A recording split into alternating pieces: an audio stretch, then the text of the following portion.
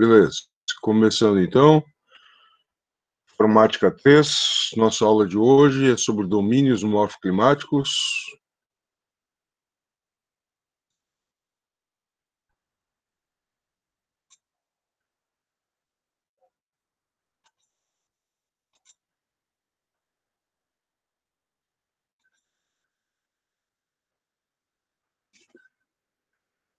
Beleza. Só uma dúvida, eu cheguei a comentar essa questão aqui para vocês, ó, o finalzinho da aula passada, exemplo de questão, comentei no slide lá. Sim, tu pediu para fazer ela. Ah, beleza, é isso aí, é ótimo. Então, essa aqui é uma questão que caiu no vestibular faz muitos anos, na FUVEST, né, que é o maior vestibular do país, para entrar na Universidade de São Paulo. E é uma questão assim, foi bem difícil, tá? Foi bem difícil as pessoas entenderem o que estava pedindo essa questão, né? Ela está lá no texto de vocês, está no slide também que eu coloquei, né? Mas eu preferi deixar aqui a questão inteira, como está no texto, pelo seguinte, ó. Quando a gente se depara com uma questão dessas, a primeira coisa que a gente faz é seguir a sequência, né? A ordem. Então, tu passa a olhar esse gráfico e se perde nele. E ao se perder nele, tu já perde um tempinho precioso aqui, ó. Então, a primeira coisa que tem que fazer é ir para o enunciado, pulo gráfico. Diz o seguinte, né? Analisando de forma esquemática a relação entre temperatura e precipitação anual, em um corte do Polo Norte ao Equador, os domínios vegetais predominantes nas regiões 1, 2, 3 e 4 são. Então, vocês vão ter que marcar a alternativa que mostra a sequência de biomas ou domínios vegetais, o número 1, 2, 3 e 4. Como deduzir quais são, né? Claro que tu pode simplesmente, vindo aqui, ó, que está bem complexo, né? Mas tem uma noçãozinha aqui, ó, onde é que está mais fácil. Na aula de clima tem um mais fácil, né?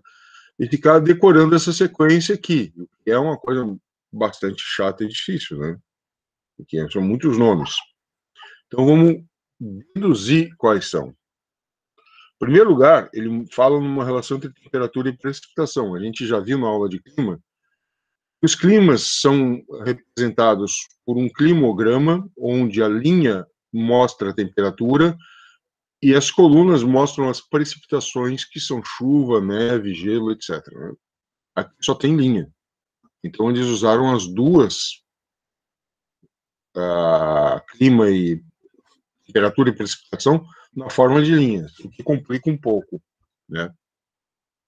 Mas dá para deduzir aqui. Bom, o negócio é o seguinte, tem duas linhas, parecem morros, né? Parecem morros de uma paisagem, mas são linhas. A primeira linha aqui, ela sobe, depois desce abruptamente, depois sobe de novo. Bom, se aqui à esquerda está o Polo Norte e aqui à direita está o Equador, tá? Essa primeira linha aqui ela vai subir e depois descer próximo ao Equador, não faz sentido que seja a temperatura. Porque a temperatura vai ser assim baixinha lá perto do Polo Norte, né? Então, uma linha que sobe, sobe, sobe, sobe, sobe e depois desce abruptamente, não faz sentido que seja a temperatura. Do Polo Norte ao Equador, a temperatura tende a subir, subir, subir, subir, subir, subir, subir, subir, subir e depois estabilizar, entendeu? Tá? Então, a linha que sobe, depois desce, depois sobe de novo, faz mais sentido que seja a precipitação. Se vocês repararem aqui no número 3, tem uma vegetação desenhada, né? Claro que isso aqui exige uma certa capacidade de imaginação do sujeito. Mas isso aqui que está desenhado são cactos. Né? É difícil, eu sei, né? É vegetação cactácea, que é vegetação de deserto. Então faz mais sentido ainda que essa primeira linha seja de precipitação, porque no deserto é onde chove menos, então a precipitação cai, correto? A segunda linha ali, que sobe, sobe, sobe, sobe, chega no máximo, e depois cai, mas continua alta, faz sentido que seja a temperatura. Por que ela é mais alta no 3 do que no que seria aqui o 5, né? Que não está escrito, mas aqui é 4, aqui só pode ser 5. Porque onde é deserto é mais quente, a média, e depois desce um pouquinho por causa da vegetação. A vegetação tem sombra, tem chuva, então a temperatura apaga um pouquinho, ela reduz um pouquinho, né? Mas continua alta, tá? Então, essa primeira linha a gente conclui que seja precipitação, e a segunda linha de baixo aqui, a temperatura, tá? Eu sei que é difícil isso, né?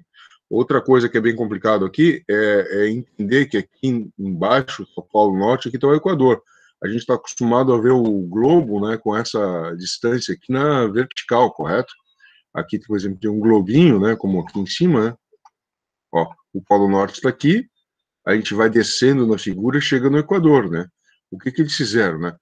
Eles colocaram a Terra aqui de lado, né? O Polo Norte está aqui e o Equador está aqui. Isso aqui é um gráfico, não é um mapa, né? Então fica um pouco complicado entender isso. Então tem que entender que eles estão mostrando o globo como se tu virasse a cabeça, assim, sabe? Torcesse ela e visse aqui, ó, o Polo Norte, o Equador, e daqui do Equador para cá seria o hemisfério sul, né? Do Equador ao Polo Sul, que não está representado aqui nesse espaço em branco. Então ele tá fazendo uma questão sobre essa linha aqui, que é o Equador, até esse ponto aqui, que seria o Polo Norte, tá? Então, aqui no número 1, está na zona polar. Então, é vegetação correspondente à zona polar, né? Qualquer vegetação correspondente à zona polar. Só tem uma possível aqui.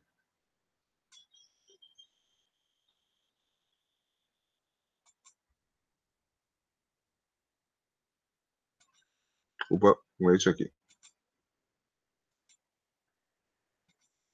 Dá uma olhadinha aqui no mapa acima, que vocês vão ver qual é a vegetação correspondente à zona polar. Tem que estar aqui.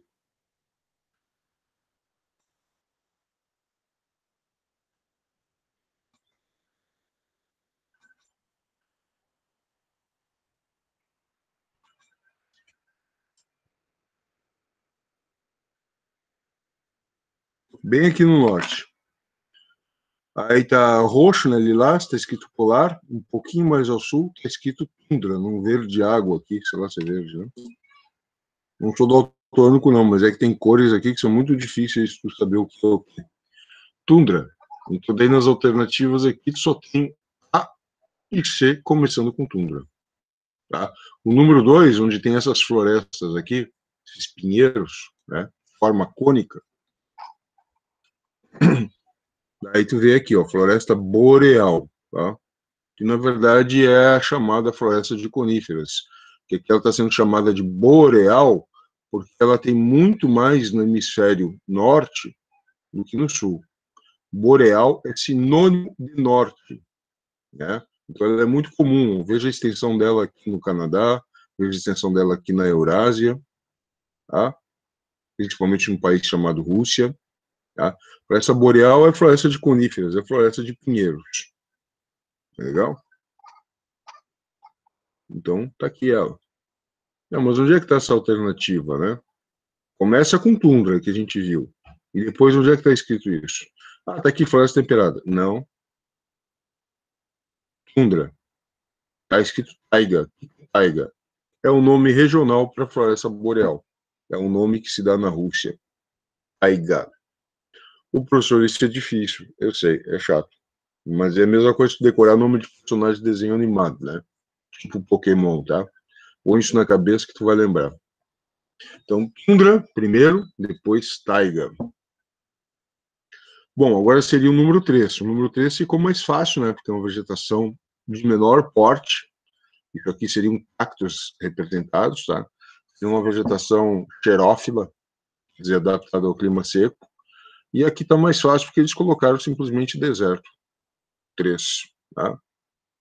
O número 4 é aquela vegetação que antecede a floresta tropical, equatorial, tropical quando está nos trópicos, equatorial quando é cortada pela linha do Equador, mas é tudo zona tropical, né?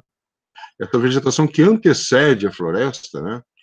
Aqui nesse marronzinho bege, legal? Aqui, ó, tá vendo? Antes de chegar aqui no verde forte, tem esse verde mais esse marrom mais escuro, tá legal? aqui, antes de chegar aqui nesse verde, ó, ela está aqui amarela. Tá? Sei que as cores aqui não são muito claras, é um tom pastel, tá? Mas essa vegetação de savana. No Brasil, ela é chamada de cerrado. A gente vai falar um pouco mais disso hoje, tá? Que é a típica vegetação de clima tropical. E o clima tropical é o clima que a gente viu lá na primeira aula. Ele tem um verão chuvoso e um inverno seco. Legal?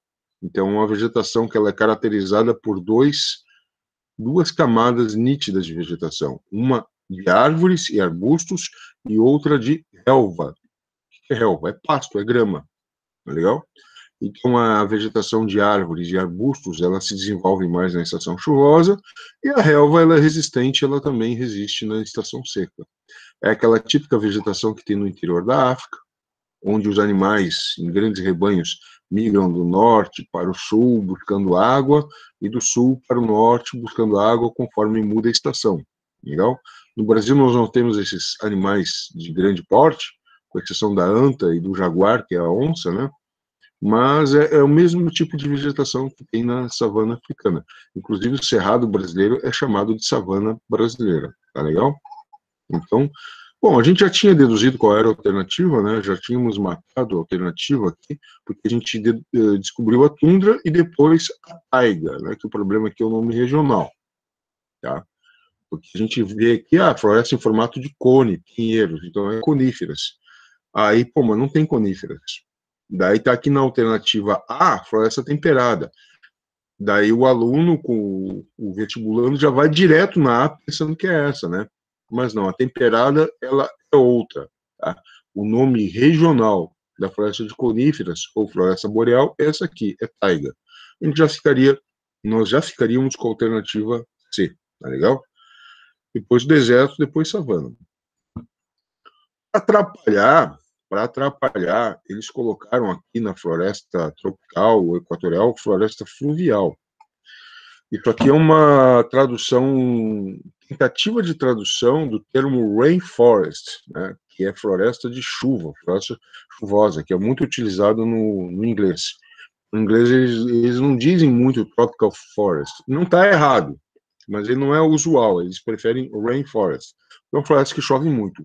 Mas a tradução literal de rainforest, floresta chuvosa, seria floresta pluvial, como um P de pato. Tá? Então, quem fez o gráfico aqui, ao invés de colocar o P, colocou o F. Isso não chega a atrapalhar a resolução da questão, mas para o aluno que sabe muito isso, ele vai, talvez atrapalhe. Né? Pô, mas é fluvial, existe fluvial, eu não conheço. Não, é que está errado. Mas eu fiz questão de colocar essa questão aqui. Por quê? Para vocês verem o grau de dificuldade que pode ter uma questão de vestibular sobre esse assunto. Não é comum, tá? Geralmente as questões são mais fáceis que essa. Tanto que as que eu coloquei lá na tarefa, vocês vão ver que não são não exigem tantos dados para lembrar, né? Mas é só para ter uma noção que pode chegar a ter uma questão bem complicadinha, tá legal? Então é isso aí. Vamos para a nossa aula propriamente dita de hoje, que é uma aula um pouco mais simples, porque ela resume conteúdos que vocês já tiveram. Né? O que é um domínio morfoclimático? Né? Domínio morfoclimático nada mais é do que uma relação entre forma, morfo, tá? E o clima, vocês sabem, ele acaba tendo como consequência um tipo de vegetação. Então, o domínio morfoclimático é uma área no território nacional, mundial, mas a gente está falando do Brasil, né, que relaciona forma do quê? Do relevo, com determinado tipo de clima, com determinado tipo de vegetação. Então, é o seguinte, ó, quando a gente olha um mapa disso, parece que é um mapa de vegetação normal, só que vejam que entre as áreas coloridas, uma área clara, meio branquinha, né? O que é isso? Isso aqui são faixas de transição, onde tu não tem o domínio específico de um bioma, tá misturado. Porque na natureza tu não tem assim uma linha imaginária onde tu tá com um pé, os pés num determinado ambiente, daí tu cruza essa linha imaginária, ele muda completamente. Não. Existem áreas de transição, tá? E essas áreas de transição estão representadas aqui nessa corzinha mais clara. Tá? Primeiro domínio mais óbvio de todos é o amazônico, tá legal? O amazônico, ele geralmente em solos mais pobres, porque apesar de sustentar uma enorme floresta, chove muito, e nessa chuva intensa carrega os nutrientes embora, tá? E a floresta acaba se sustentando pela própria massa vegetal dela, que cai, apodrece, é decomposta e realimenta as árvores. Tá? Então existe um ciclo natural aí muito rápido de decomposição e reabsorção. Claro que a Amazônia é muito grande, então, evidentemente, ali dentro vocês vão ter manchas de solos mais férteis. Tá? Depois nós temos o domínio da Caatinga, né, onde tem uma vegetação xerófila, adaptada ao clima mais seco. Legal? Nós teremos aqui o número 3, uma área onde originalmente existia Mata Atlântica em toda a sua extensão. Hoje em dia ela tem pequenas manchas aqui, de áreas que se tornaram mais inacessíveis à ocupação humana. Então, ela tem manchas, mas essa área aqui era a área de extensão original dela. E aqui está sendo chamada de mares de morros. Tá? Por que mares de morros? Porque o relevo característico dessa área é formado de morros, né? Superfícies arredondadas. Alguns chamam de mamelonares, lembrando de mamão, outros chamam de meias laranjas, lembrando metades de laranjas, assim, vários morrinhos arredondados. Esses morrinhos arredondados são formados pela chuva, acaba polindo eles com a sua erosão pluvial, né? Formando superfícies bem lisas e arredondadas. Porque aqui era uma área de montanha, milhões, centenas de milhões de anos atrás. E essa área se tornou estável, né? Ela não está mais em uma área de contato de placas tectônicas. Então, onde antes aqui era a África encostada, isso aqui já foi separado, e o assoalho oceânico do Oceano Atlântico se formou através da movimentação de placas tectônicas. Isso aqui ficou no meio de uma placa, não ficou numa área de contato, ficou uma superfície estabilizada. Uma superfície estabilizada tectonicamente, ela não cresce mais. É diferente aqui, ó, do oeste da América do Sul, onde tu tem o contato da placa tectônica da América do Sul com a placa de Nazca no Pacífico, e aqui então existe elevação dos Andes, existe tremor de terra. Aqui não, aqui está tranquilão. E como está tranquilo, os fatores externos da superfície da Terra, que são o clima, né, através da chuva, do vento, né, as reações químicas, eles vão erodindo essa superfície que já foi mais alta, foram dobramentos, né, montanhas no passado, hoje em dia são dobramentos antigos, e essa superfície vai sendo desgastada, desgastada, desgastada, até ficar baixinha. Tá? Baixinha, é claro, em termos mundiais. Para nós é alto, tá? Mas é baixinha entre aspas, né? O número 4, que são os planaltos que tem no interior do Brasil, chamados de chapadas, tá? Chapadas porque são formato de mesa, assim, são tabulares, são superfícies altas, mas planas no topo. Em espanhol, o termo seria meseta, né, de mesa. E aqui no linguajar regional brasileiro, chapadas e chapadões quando são maiores, tá? Então, por exemplo, tem lá a Chapada dos Veadeiros, né, em Goiás, Chapada dos Guimarães, lá no Mato Grosso, né? Tem Chapada Diamantina, lá na Bahia, entendeu? O número 5 é a nossa araucária. Não sei se vocês lembram, mas na aula de bioma não tinha bioma de araucária. A araucária está numa área bem misturada, né? Mas como aqui tem uma relação entre essa vegetação e a altitude, aí surge um domínio onde elas aparecem. Não quer dizer que só elas. Tanto que vocês estão aí na região, né? Vocês sabem que aí não tem só araucária, tem vários tipos de vegetação, né? A floresta tropical que está por aí, né? Tem campos em cima da serra. Só que se a gente vai ver no mapa, se nós formos ver no mapa onde elas predominam, seria aqui, né? Entre o Paraná e o norte do Rio Grande do Sul, pegando o interior de Santa Catarina. Também um pouquinho em São Paulo, mas em São Paulo ela não é predominante, por isso que a mancha não está desenhada aqui, tá? Está desenhada onde é predominante. E tem uma relação dela com a altitude, que é o Planalto Meridional, tem uma relação dela com o clima, que tem que ser um pouco mais frio, tá? Depois nós temos o domínio dos pampas, né, que são chamadas pradarias. Aqui no Rio Grande do Sul começa, daí pega todo o Uruguai e a parte central da Argentina. Tá? Então esses são os domínios morfoclimáticos no Brasil. Esses domínios compreendem vários tipos de solos. Tá legal? Vou ampliar aqui a imagem. Esperar um pouquinho. Tá?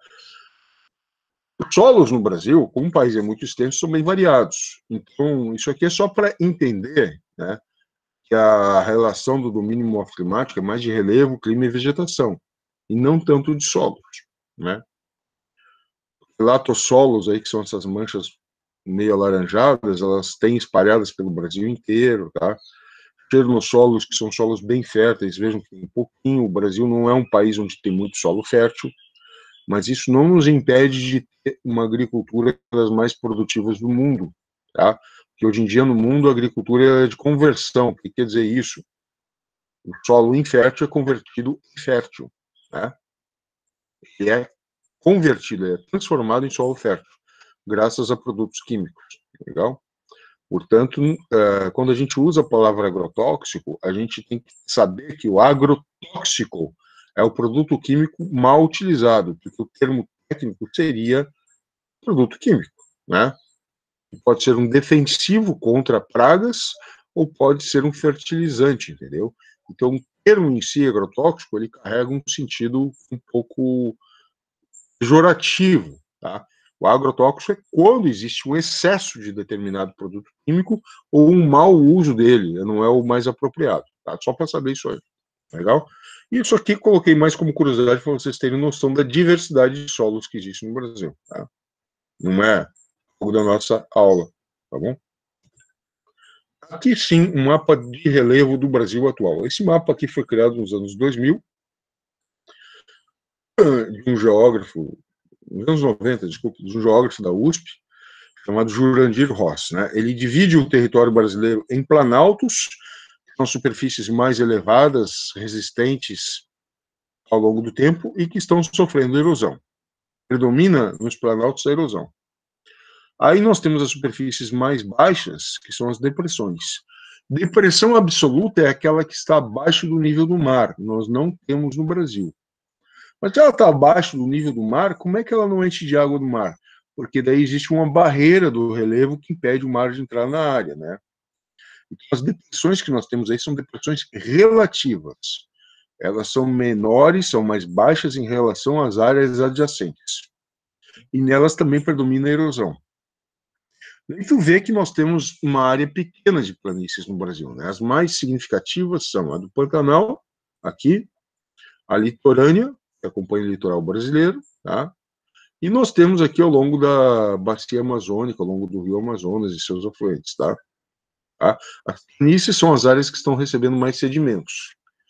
Para ficar mais fácil de entender, a gente, quando a gente se refere ao relevo brasileiro, a gente usa uma classificação mais antiga, bem mais simples, né?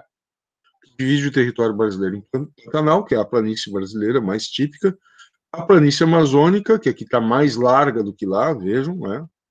Lá, muita coisa aqui que é chamado de planície aqui, lá é chamado de depressão. A diferença é que a depressão sofre mais erosão e a planície sedimentação, e o litoral com a planície costeira, ou litorânea, tanto faz. Depois, no Brasil, tu tem grandes planaltos, né? O Planalto das Guianas, que pega o norte do Brasil, onde tem os picos de maior altitude do Brasil, como o Pico da Neblina, com mais de 3.000 metros. O Planalto Central do Brasil, tá? E o Planalto Meridional. Legal? Que aqui tem nomes técnicos misturados, tá? E aqui um Planalto sul-rio-grandense. Mas o Planalto Meridional, então, é onde nós estamos, tá legal? Aí é o seguinte, se Se eu for fazer uma questão mais detalhada assim, né, eu tenho que relacionar isso, ter essa visão geral, legal? E aí tu vai entender por que que a araucária está aqui numa área mais fria, porque está numa área planáltica, por que que aqui no Planalto Central tem aqueles planaltos tabulares, que são as chapadas, entendeu? Por que que aqui onde tem um Planalto Atlântico, né, porque ele margeia o Oceano Atlântico, tem serras. O que que são serras? Uma coisa diferente do Planalto? Não, é a borda do Planalto, que onde o Planalto termina, ele não termina suave, inclinado, ele termina formando várias cristas montanhosas. São as serras que a gente sobe, né? Por exemplo, quando tu vai para Bento Gonçalves e tem aquele sobe e desce, aquilo ali são serras, né? Que são a borda dos planaltos. Legal? Climas no Brasil. Tem um mapa mais simples de clima, mas eu coloquei esse aqui para vocês terem noção, então, que a área mais alta do Planalto Meridional tem um clima subtropical que ele é mais frio do que o subtropical normal. Quando vai para Porto Alegre, obviamente, é bem mais quente do que na Serra Gaúcha, né?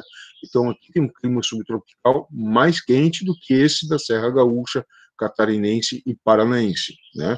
Por isso que Curitiba, mesmo estando mais ao norte do Brasil do que Porto Alegre, mais ao norte de Porto Alegre, pela latitude deveria ser mais fria, mas acontece que aí a latitude não é tão diferente entre Curitiba e Porto Alegre, mas a altitude é. E por isso que Curitiba se torna uma cidade mais fria, na média, do que Porto Alegre. Não mais fria na mínima de inverno, mas mais fria na média do ano, tá? Aqui, ó, por exemplo, tem climas mais frios do que aqui. Por que esse clima é mais frio aqui? A altitude. Pode saber que aqui influencia bastante a regra da altitude, tá? Por que que aqui, nesse azulão escuro, é mais úmido, é mais chuvoso do que esse daqui, né? Porque aqui está mais no interior da Amazônia, onde tem uma maior densidade vegetal, e aqui tem a barreira dos Andes. A barreira dos Andes impede que essa umidade escape para o Pacífico. Então ela fica concentrada aqui, tornando aqui o clima o equatorial na Amazônia mais úmido que quando a gente vai mais para leste. Tá? Aqui os biomas no Brasil, que a gente já viu na aula passada, né? Veja que aqui não está a araucária, por que ela não está aqui? Né? Está apenas como Mata Atlântica. Porque aqui estão os biomas, o que predomina em termos de vegetação. Tá? Mas se a gente vai fazer uma relação do relevo, do clima e da vegetação, os três elementos, aí surge aquele mapa lá que a gente tinha visto, que é o mapa dos domínios morfoclimáticos. Tá? Então, lembra que isso aqui é uma relação de relevo, de clima e de vegetação. Embora às vezes tenha só o nome da vegetação, não é só vegetação que se trata. Tá? Estava na frente aqui. Né? É legal? Então, relação entre três elementos: relevo, clima e vegetação. Aqui, uma foto panorâmica das terras baixas e planície amazônica. Por que terras baixas? Porque inclui também depressões. Tá? O que acontece na depressão é que vem o sedimento carregado do planalto através da erosão, chega na depressão e ele é carregado, ou utilizar o termo técnico, carreado, né? É a mesma coisa que carregado, mas a ideia é de terra carregada até chegar na planície. Tá legal? Então, o sedimento é arrancado das áreas mais altas, das áreas intermediárias, que são as depressões, e são levados para as planícies. Legal? Então, se nós chegarmos aqui de barquinho, ó, e a gente estivesse com, se elevar um pouquinho assim num balão, num dirigível, e observasse aqui com uma luneta, um binóculo super potente, né, essa seção do rio aqui, e olhássemos para norte e para sul, a gente ia ter essa visão aqui da topografia. Tá? Ao norte tem o Planalto das Guianas, mais elevado, onde tem o Pico da Neblina, e ao sul tem o Planalto Central brasileiro. Aqui está sendo chamado de sul amazônico. E a central é sul amazônico. Aí que está, olha aqui. Ó. Do ponto de vista do Brasil, ele está no centro, então é central. Tá? Do ponto de vista da Amazônia, especificamente, 14, ele predomina no sul da Amazônia. Tá?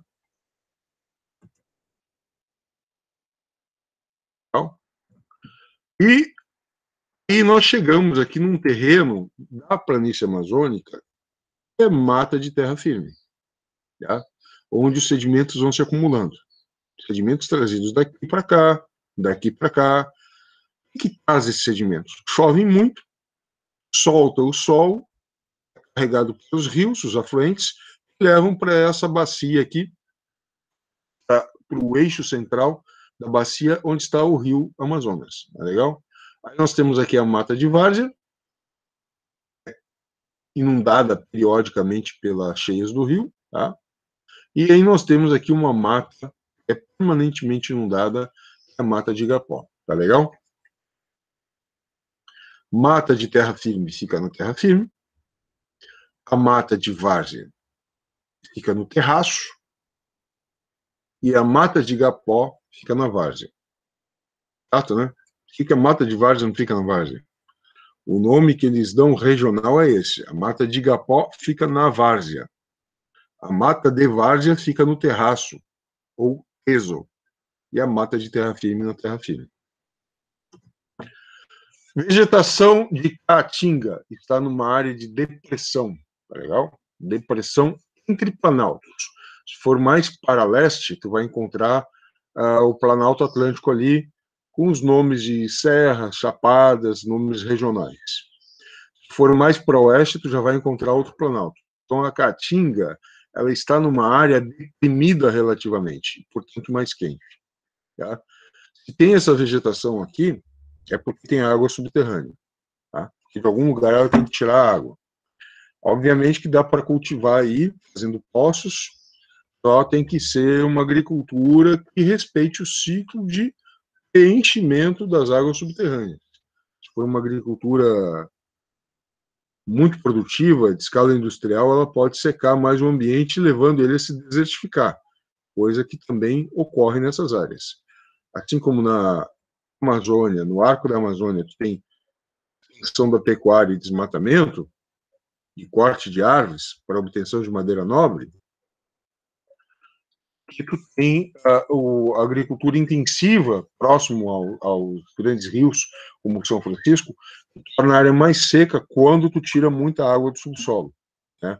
Tem que ter planejamento aí.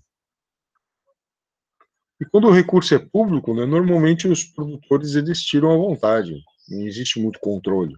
Então tem que ter fiscalização, que é uma coisa óbvia, né? Chamados mares de morros que eu lhes falei, correto? Que são superfícies que foram montanhas e que, graças à erosão, elas foram cada vez mais erodidas. Tá? Nas áreas baixas, que são os rios que passam por aqui, né? Observa aqui que tem bastante mata. Essa mata aqui é porque é a área de mais umidade, e essa umidade não está só no solo. Ela tem rios que passam aqui, que obviamente a gente não está vendo, porque as matas estão ao redor deles. Que são chamadas matas galerias, o mata ciliar, acompanha o leito dos rios, né? Galeria porque geralmente ela forma assim um corredor extenso, comprido ao longo do rio. E ciliar porque ela tem a mesma função dos cílios que a gente tem nos olhos. Elas protegem o rio de corpos estranhos. Né? Se tu tirar essas matas daí para aproveitar para a agricultura, com o tempo a erosão se intensifica e leva mais sedimento para o leito do rio, tornando ele mais barro, mais terra. Ele fica com o leito mais baixo, porque ele vai acumulando sedimento, acumulando sedimento. E quando tu vai tornando o rio todo cheio de sedimento, a gente chama de assoreado, né? Assoreado, ele vai ficando com menos vida. E daí os rios morrem, a vegetação ao redor também, e a tua terra vai sofrendo erosão, porque o rio vai se alargando. Ao invés de ele ficar mais fundo, ele vai ficando mais largo. Então, ganhar terra para produzir, tirando a mata ciliar, a longo prazo tu perde terra, porque o rio não tem mais a proteção das árvores, ele vai se expandindo lateralmente e provocando erosão.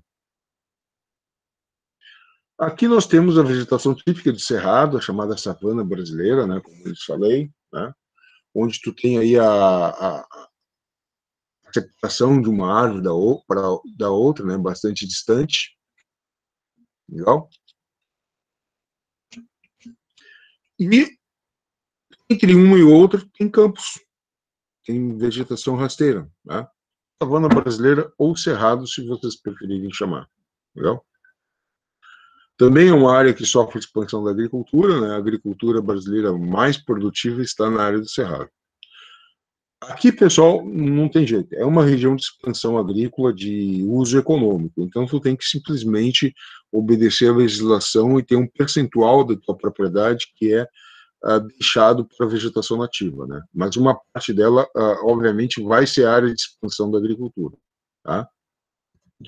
E aqui, uma típica formação de chapada, que é esse planalto de superfície tabular aqui, né? O que a gente observa aqui é quase que um ângulo reto, né? Entre a parede dele e a superfície, correto? Dê uma olhadinha aqui, ó, tá vendo que essas rochas elas têm vários riscos?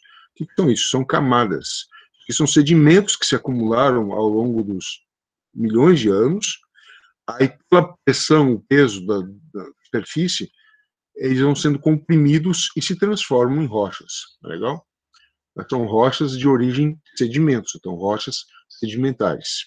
E com o passar do tempo, as chuvas provocaram erosões, parte dele se perdeu e o sedimento foi carregado daqui para cima para baixo e foi depositado aqui, ó, como nesse escorregador aqui, ó, uma superfície inclinada. Isso aqui são sedimentos que outrora, no passado, estavam aqui na superfície, ocorreu uma erosão, um desgaste, e eles foram carregados para cá, né?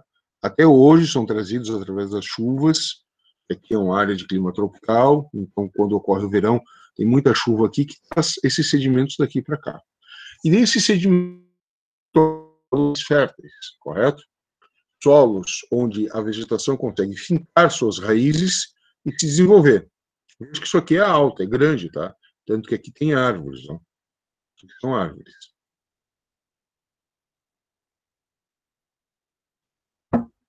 Até parece que são pinheiros, né? Vegetação não nativa daqui. Existe muito no interior do Brasil o plantio de pinheiros e eucaliptos, que são espécies trazidas de fora. E o objetivo da produção é madeira. Não está errado aí, pessoal. Não está errado porque o objetivo é comercial. É como tu tem uma grande área de cultivo de trigo ou de banana, tá? E é melhor que tu tenha essas áreas com madeira que cresce mais rápido do que ficar cortando a Mata Atlântica ou a Amazônia para obter madeira, correto? O problema é que algumas espécies, como o eucalipto, eles secam muito o ambiente, eles extraem muita água. O eucalipto, particularmente, é um tipo de árvore trazida da Austrália. A Austrália é um país muito seco, né? Então é uma árvore que ela está acostumada a tirar muita água do subsolo para sobreviver, tá?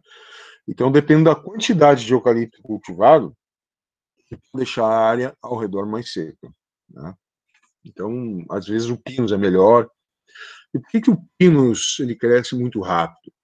Ele está numa área onde a insolação, a área original dele, a insolação, a quantidade de horas de sol por ano é muito pequena, tá? Basicamente lá nas altas latitudes do hemisfério norte, do hemisfério sul, na Nova Zelândia, lá no hemisfério norte, no norte da Europa, da Ásia, ou na América do Norte, no Canadá. Então tem poucas horas de sol, correto? Então ele leva muito tempo para crescer. Aí ele é introduzido aqui no ambiente tropical, subtropical, onde tem muita insolação, muitas horas de sol todo ano, daí ele cresce muito mais rápido, né? Então é uma árvore que para chegar no seu chegar no seu estágio de corte, de obtenção de madeira, em 5, 7 anos já está bom. Em 5, 7 anos já tem uma árvore pronta para utilizar para a indústria madeireira, né? Então, muita gente assim é contra, né, a introdução de espécies exóticas no Brasil. Mas se for para atividade comercial econômica, é como tu plantar banana. Banana não é brasileira, banana é da Média. É como tu plantar mamão, que também não é brasileiro, é da Ásia. É como tu plantar café, que também não é brasileiro, é da África, da Etiópia. É como tu plantar, entendeu, cacau, que também não é brasileiro, é africano. Então, assim, a agricultura comercial é isso aí, é geralmente a espécie exótica. E como a nossa civilização começou na Ásia, muitos cultivos que nós até hoje adotamos, eles são provenientes da Ásia, né? Aqui, a nossa araucária, também chamada de mata dos pinhais, né? O mata de araucária, que justamente por ser uma vegetação mais homogênea, homogênea total não existe, tá? Não existe uma área florestal só uma espécie. Existe um ecossistema onde uma espécie interage com a outra. Ah, mas aonde se planta pinos de uso comercial, eles chamam de floresta de pinos. Eles chamam de floresta de pinos força de expressão, porque a rigor não é floresta. Floresta é onde existe uma diversidade de espécies. Tá? Mesmo se tu for lá para a floresta boreal no hemisfério norte, onde existe muito tipo de pinheiro, existe mais de um tipo. Tá? Então, existe uma diversidade. Aqui, claro, que se a gente vai comparar os pinheiros com a floresta tropical da Mata Atlântica, com a floresta equatorial da Amazônia, que existe espécies que até hoje não são conhecidas, né? Milhares de espécies, eu não estou exagerando quando eu falo milhares, né? A floresta de araucária, as matas de pinheiros em geral, elas parecem homogêneas. Então, daí eu uso aqui a expressão mais homogênea, mas 100% homogênea não é. Então, elas têm uma separação bastante grande entre uma árvore e outra, né? Isso não as obriga a desenvolver folhas largas. Então, as folhas das árvores são pequenas, finas e compridas, em formato de agulha. A gente chama isso de aciculifoliada. Ela consegue efetuar a fotossíntese, obter luz solar para efetuar a fotossíntese, com facilidade, porque tu não tem uma árvore encostada na outra. É diferente. Aqui mesmo tá bom, né? Quando tu observa esse tipo de ambiente, onde uma árvore está colada na outra. Daí as folhas têm que se desenvolver mais, elas têm que ser largas. Daí a gente chama de latifoliada, né? Late de larga. Né? E aqui, aciculifoliada. Legal? Essa vegetação aqui já foi intensamente explorada, né? Obtenção de madeira. Uma das maneiras de resolver isso, né? Mas não era aplicado no passado, essa legislação, é privatizar o uso econômico. Por quê? Quando tu é proprietário de um lote, tu não vai explorar tudo intensamente, porque tu vai ter que ter ano que vem, tu vai ter que ter mais recursos daqui a 5, 10 anos. Então, tu retirou do ambiente e tu refloresta imediatamente. Como isso não era dividido, não era regularizado, não era regulamentado, era terra pública, tu ia entrando ali com a motosserra e ia cortando à vontade. Então, a floresta foi intensamente explorada. A legislação ambiental no Brasil ela é relativamente recente, é dos anos 70 para cá, né? Não tinha antes leis ambientais rigorosas. E essa é uma exploração que existe desde os anos 40. Quando começou a industrialização brasileira nos anos 30, a principal fonte de energia era a lenha. Depois passou a ser o carvão mineral e depois passou a ser o petróleo, né? E hoje em dia é a hidroeletricidade. Mas era lenha inicialmente. Então a floresta de araucária é de fácil penetração, uma árvore bem espalhada uma da outra, é fácil entrar aqui para obter o recurso. E como é terra pública, não pertence a um proprietário particular, esse proprietário ele vai ter um incentivo psicológico, e eu não estou brincando aqui, psicológico mesmo, psicologia influencia na economia, de explorar intensamente. Porque se eu não fizer isso, o meu vizinho o fará. Então, para ele não tirar de mim, na verdade não está tirando de mim, para ele não ganhar de mim e eu ficar sem nada, então eu também vou explorar intensamente. E daí eu não vou perder tempo reflorestando. Percebeu a lógica econômica aí? Então, quando tu tem terras privadas, particulares, e ó, esse lote aqui é teu, tu vai explorar só esse, tu vai ter que cuidar mais dele. Esse princípio econômico é chamado de tragédia dos comuns. Isso é estudado na economia, né? A gente pensa que o que é público é melhor, depende, tá? Depende, porque na realidade, quando tem muita terra pública que a população pode explorar à vontade, a tendência do recurso é se esgotar rapidamente, tá? E o Brasil a gente sente menos isso, porque o Brasil é muito vasto, né? Então, sabe, e o que acontece? A gente herda muitos hábitos do passado. Se tu pensar no indígena que habitou aqui, como é que o indígena exercia a agricultura? Ele derrubava uma mata, não só essa, mas a Mata Atlântica, tá? Vamos lá para a Mata Atlântica, pode ser a Amazônia também, ele derrubava aqui um lote, ateava fogo, porque deformava uma camada de cinzas extremamente fértil, cultivava o seu plantio, a sua mandioca. Depois de um ano já diminuía a produtividade por causa das chuvas, as chuvas levavam embora o sedimento, a camada fértil. Aí ele continuava plantando ali 2 anos, quando o solo já não produzia tanto, ele ia para outra área e repetia o mesmo processo. Derrubava a mata, ateava fogo, a mesma coisa. Só que por que o indígena a gente diz que vivia em harmonia com a natureza? Porque a população dele era numericamente pequena. Se estima que os indígenas, quando os conquistadores europeus chegaram aqui, eram da ordem de 300 mil só. 300 mil é 2 Bento Gonçalves, nem isso. Entendeu? Entendeu? Assim, tu tinha terra à vontade para uma população pequena. E daí a área que tu desmatou e destruiu, décadas depois, quando tu voltasse para ela, já tinha crescido a mata de novo. Então a mata vencia, o ecossistema vencia. Na melhor das hipóteses, nós tínhamos 1,5 milhão de indígenas, mas isso não é provado, entendeu? Algumas estimativas menos otimistas falavam em 300 mil. Mas que seja 1,5 milhão. Que seja 1,5 milhão. Isso não é nada se comparado aos 214 milhões de habitantes que o Brasil tem hoje. E não é nada comparado ao nível de consumo desses 214 milhões de habitantes. Porque não era comum, por exemplo, para todos os indígenas ter a carne na dieta básica, diária. Muito menos diária.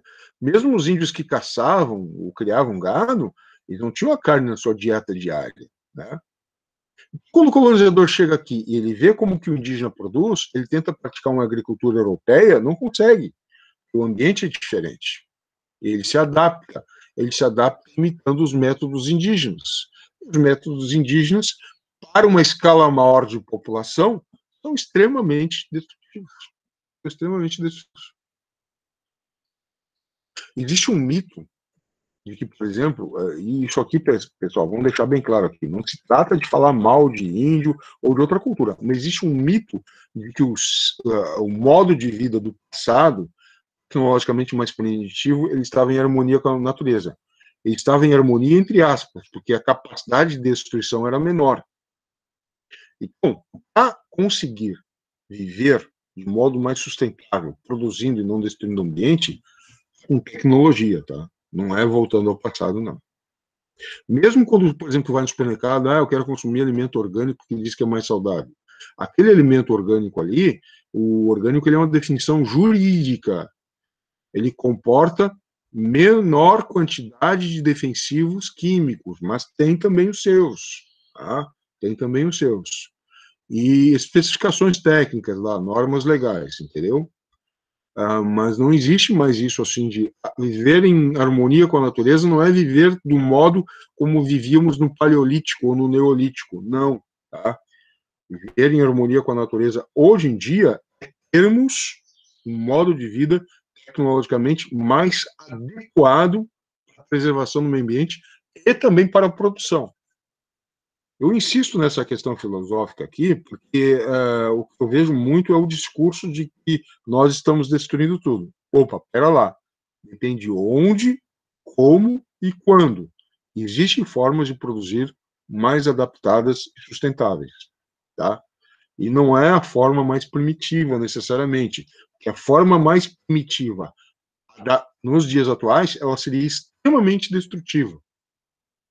Por quê? Porque nós temos uma população muito maior, né? Então é importante a gente ter essa noção, tá? Então eu posso ter mata de araucária? Posso. Ter reflorestamento. Mas o reflorestamento vai levar muito tempo para essa árvore crescer. A minha atividade econômica não vai lucrar. Então tu planta pinos. Mas tu não planta pinos aonde restam as espécies de araucária, a espécie da araucária. Ali tu preserva.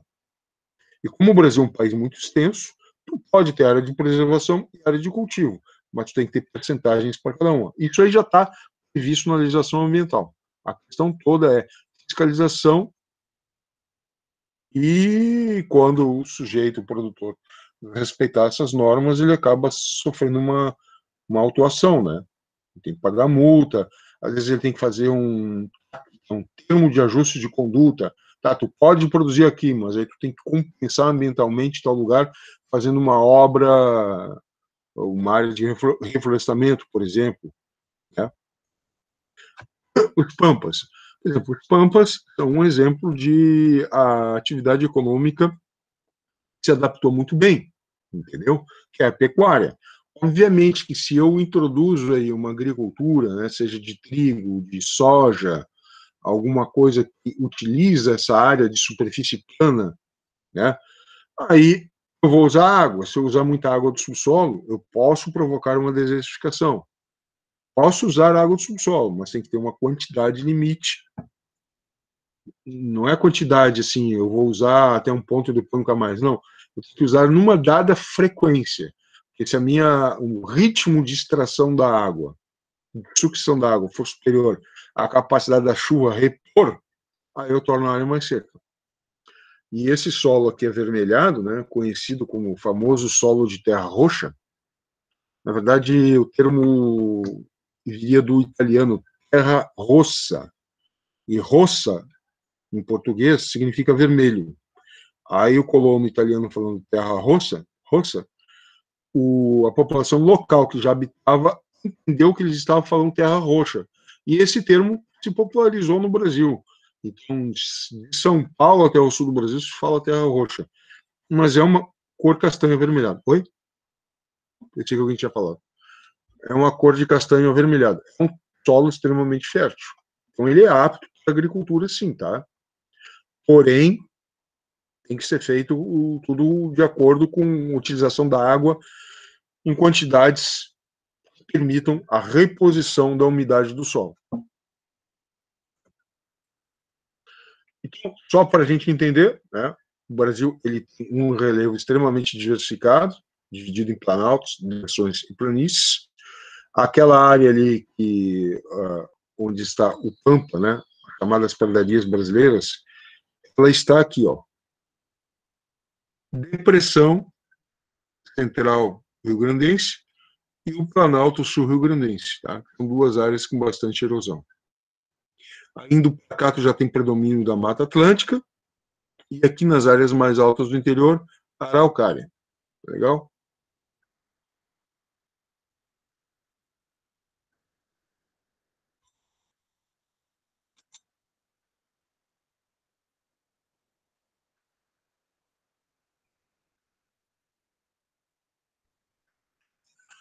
Então era isso aí, pessoal. Pessoal, tem atividade lá para entregar no dia 8, né? Tá? Espero que vocês lembrem, entreguem. E quem perder ou quiser levar a nota, logo em seguida eu deixo uma recuperação paralela ali, tá legal? Mas assim, dá para fazer, né? Tem bastante tempo para fazer aí, ainda tem, né? Então, pesquise lá e me entregue. Tudo bem, então? Alguma pergunta? Alguma questão? Se não tem, a gente pode encerrar por aí. Nada, tranquilo. Então tá. Um abraço para vocês, pessoal. Tudo de bom. Tchau, então. Tudo de bom, professor. Tchau.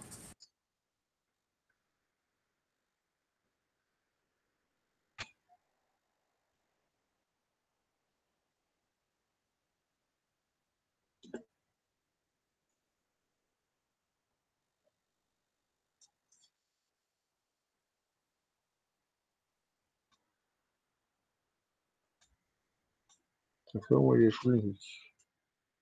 Rafael.